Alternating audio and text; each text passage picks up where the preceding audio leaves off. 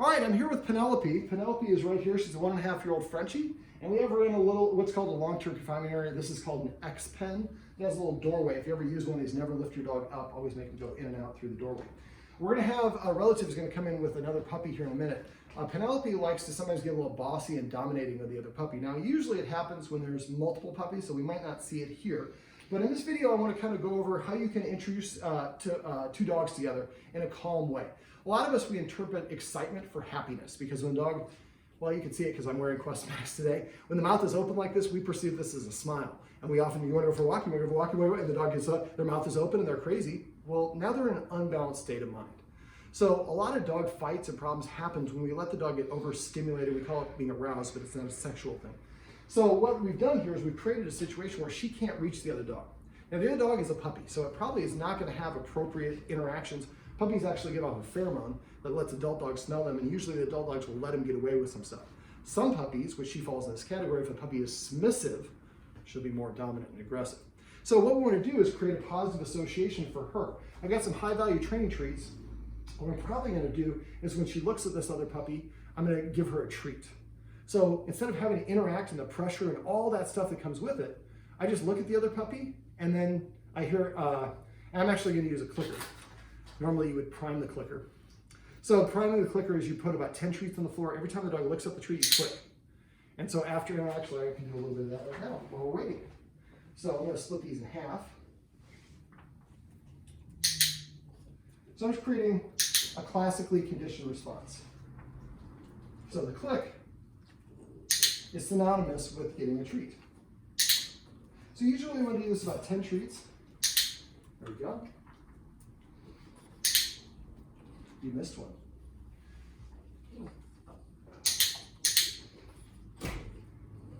And we have our visiting dog. Yes, a little Newfie puppy. Yes. How you doing? All right. So what's the puppy's name? Aquila. Kilo? Aquila. Aquila. I can't pet you, Aquila, because you're not doing anything I want. So if you pet a dog who's jumping up on you, you're going to reward it. So she's got a lot of energy. I'm just ignoring her because I don't want her to think that energy is what I want. And she's trying to get closer to me because I've got these really good treats in my hand. But again, I would normally sit. So if you're using a clicker, when the click indicates you did what I wanted. So as soon as her butt hit the ground, I clicked and then I sit. And then I put the treat in her mouth and I marked why I'm rewarding her so she knows what it is. So you see here, she's more interested in me than she is the puppy. So what I'm going to do, we're just going to let the puppy kind of do its thing.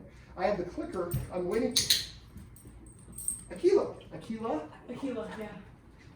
Oh. So when I do this, Aquila's like, I'm going to eat from the slow feeder that I had access to. Aquila. So what I'm doing is I'm saying if you look at this other dog, Aquila, good things happen. You get a treat. Aquila.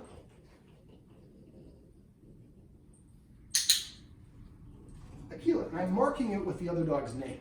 So now Aquila, I kind of like the sound of Aquila because that gets me good things. Now, she likes to correct when dogs are being corrected. So if you're going to correct another dog and you have the group, I would make sure that somebody's holding on to her first. And again, if I look at this puppy barking, then that's going to validate. And so for me, that gets nothing. Now she's sat. So I could have given her a treat for the sit, but if I do it now, she's gonna get confused as to why. So let's do it again. I'll wait. I'll watch.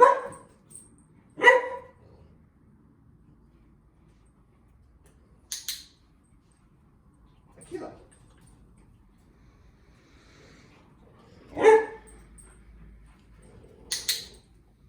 Aquila. So we're using this to create a little bit of a barrier because otherwise that energy spikes and they're crazy. She came in, she's a puppy. Her energy is going to be off the wall. So if we allow her and her to both have this crazy energy, they're just going to cascade off each other and we get a tornado. So what we did is we came in, we're giving the puppy a chance to kind of sniff things out, be a little bit mellow. Aquila. It's O or A? A. A.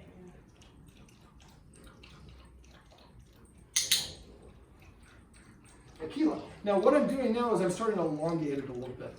How old is she? 15 weeks. So is she done with all her shots? Mm-hmm. Okay. How long has it been, a week? Mm-hmm. Okay. it takes a week for the last shot to kick in, and dogs pass giardia often through water. So if you have a puppy that doesn't have all shots, you should not be drinking another dog's bowl, even if you know the other dog. This dog might be protected. If the shots are complete, they're fine. All right, and she's thirsty. She's like, I'm wearing a fur coat. All right, so tequila. So now, so as soon as I did that, you saw a little bit of a spike in energy. It wasn't a huge one, but a little bit of spike in energy. Tequila. Now you have to be careful when you do it, like that sort of thing. If they're really close, some dogs might snap at the other dog because they're getting close to getting a treat. I was able to get away with it. But again, I'm not going to look at that because that would be rewarding. And I'm going to try to talk this guardian, starting our puppy classes so I can teach her that there. All right. Sit.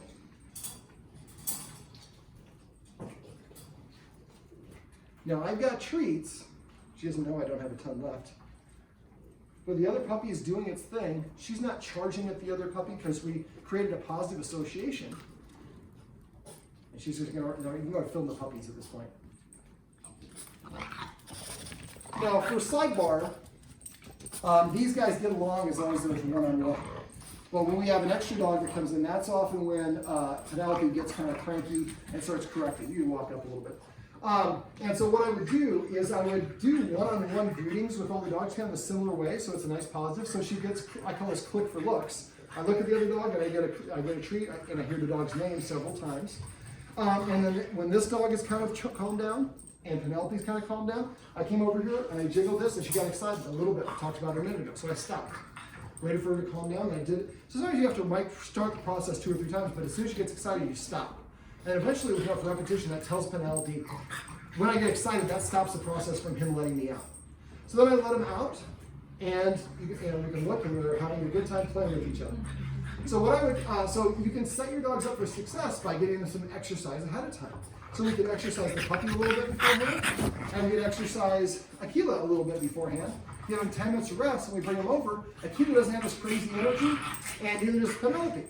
Now this is really important for them to have, for them to practice playing in an appropriate way. Now, however, we don't want to let them practice too much. So when the energy level starts getting high, I'm going to demonstrate how to give them a timeout. You know, just normally let this go. So I put my hands here, and somebody else would grab Penelope and do the same thing and pull them back. There you go.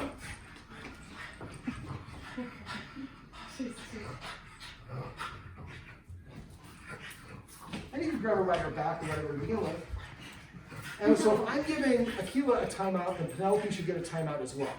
Because it's not, otherwise it kind of defeats the purpose. So, and if we could just achieve it like we did, where she's just away. So you see how Aquila's energy is coming out? I'm watching her tail. Now her tail's parallel to the spine. I'm going to let him go. Now that energy was not inappropriate. They were fine. I just wanted to give a demonstration of good timeouts. A lot of us, we let the puppies just play as much as they want. They're practicing doing that. So when the energy level gets above level 5 on a scale of 1 to 10, both dogs should get a timeout. Do that consistently, and after a while, you'll notice the dogs are keeping themselves about 4.9 or less. So what I would do is I would have individual play dates with the dogs. She needs to practice having a good positive experience with dogs individually. One-on-one is a lot easier. Outside is going to be easier than inside. Inside, very significantly. Outside, it's an ever-changing environment. So if you ever want to introduce dogs, doing it outside is best. If you think that they're not going to get along, walking them together is a great way to introduce them. When I do that, I would have human, dog on the outside, and I don't let them interact. Walk maybe around the block or just a quick little 2-minute walk. So they both see each other, they hear each other, they smell each other, but they don't have to interact. We both wanted to pee on that fire hydrant. My handler wouldn't let me. We both want to get that squirrel, they wouldn't let us. Both want to bark at that car, we wouldn't let us. Now they have a combined positive joint combination experience. So, and then you bring it back here, and you might do something like this, or you might be able to start it in the backyard. And once they and give those timeouts whenever necessary. A timeout is not a negative. Baby dog that's young, still really preteen dog. So they both need guidance. So the more that we give them those timeouts now, the less we'll have to give them timeouts later. If we let them play too rough, they're going to play rough for the rest of their life. So what I'd recommend you do is have each dog come over here individually, set them up, follow the instructions that I just went through. Vary it up just like anything else. It's not one specific thing. So you might have to exercise a little bit more, or do the outside on a walk, or do the outside greeting, or use this. There's a lot of different elements. But the idea is we want to make sure they're both calm before they actually get together. When they're playing and it gets too much, we give them a timeout.